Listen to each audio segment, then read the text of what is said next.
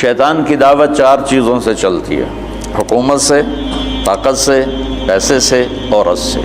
غلط عورت، آج بری نہیں، غلط عورت۔ الدنیا کلھا متاع وخیر متاعها المرأة الصالحة، دنیا مختصر سامان زندگی ہے اور اس کی سب سے اعلیٰ درجے کی چیز نیک عورت ہے۔ النساء سے مراد ہے غلط عورت۔ حبب الی صالح، مجھے 3 باتیں پسند ہیں: خوشبو، عورت سے کیا مراد ہے؟ بیویاں، اور میری آنکھوں کی ٹھنڈک نماز۔ تو 4 باتوں سے باطل پھیلتا ہے۔ یہ سارے چیزیں میرا استنباط ہے جو میں نے حدیث سے لیا، قرآن سے لیا۔ یہ حدیث مشہور ہے جس میں عتبہ بن ربیعہ اللہ کے نبی کے پاس آ کر کہتا ہے: ان کنت ترید تو بہ ملکا ملکناک علی رؤوسنا، محمد اگر تجھے بادشاہ چاہیے نا تو ہم دیتے ہیں، تو تبلیغ چھوڑ دے۔ دوسرا کہا: ان کنت ترید بہ الشرف، اگر تو اس سے طاقت چاہتا ہے، چودراہٹ چاہتا ہے، لا نقطع امرا دونک، تیرے بغیر کوئی فیصلہ نہیں کریں۔ ان کنت ترید بہ مالا، تجھے پیسے چاہیے، جمعنا لک اموالنا حتی تکون اغنى قریش مالا، پیسہ چاہیے تو لے لو، جتنا لینا لے لو، سب سے مالدار بن جاؤ۔ ان کانا انما بک الباء، عورتیں چاہیے، فاختر ای نساء قریش فلنزوجک 10، ہم تیرے سامنے قریش کی لڑکیاں کھڑی کر دیتے ہیں، جتنوں سے کہے گا تیری شادی کر دیں گے۔ اس وقت تعداد تو مقرر نہیں تھی۔ یہ 4 باتیں عتبہ نے پیش کی، تو اس سے میں نے یہ استدلال کیا اور استنباط کیا کہ ان 4 باتوں سے پہلے دعوت چلے گی، پھر یہ 4 باتیں کام دیں گی۔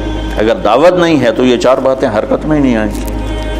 دعوت اصل سبب ہے، اس سبب کو اٹھانے والی 4 چیزیں ہیں۔ باطل کا سبب دعوت ہے، اس دعوت میں رنگ بھرنے والی حکومت، طاقت، پیسہ، عورت۔ اور ادھر جب آپ فارغ ہو گئے، جب وہ عتبہ اپنی بات سے فارغ ہو گئے تو آپ نے کہا: فرغ تھا ابو الولید، تو فارغ ہے، تیری بات پوری ہوگی؟ انہوں نے کہا ہاں۔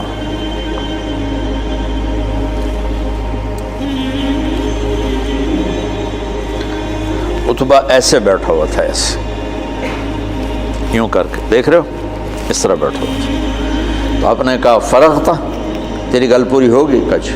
کہ میں کہوں؟ میں کہوں؟ کہ کہو۔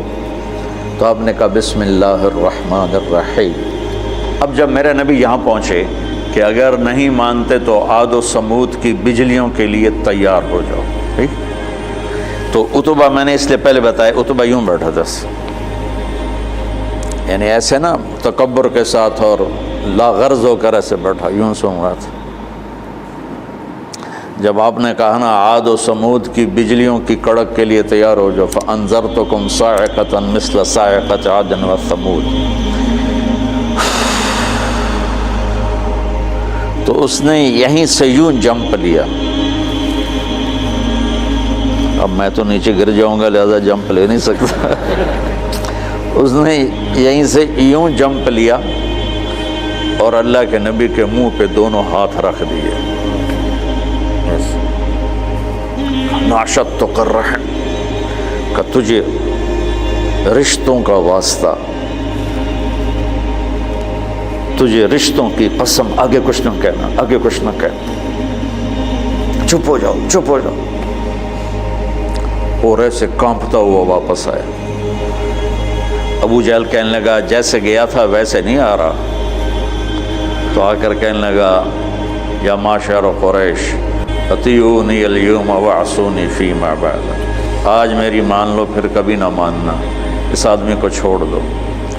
اگر یہ کامیاب ہو گیا تو یہ قریش ہے، اس کی عزت تمہاری عزت ہے، اور اگر غیروں نے اس کو مٹا دیا تو غیروں کے ذمے تم بچ جاؤ، وہ تمہیں عاد و سمود کی بجلیوں کی کڑک سے ڈرا رہا ہے، اور تمہیں پتہ ہے جب محمد بولتا ہے تو سچ بولتا ہے۔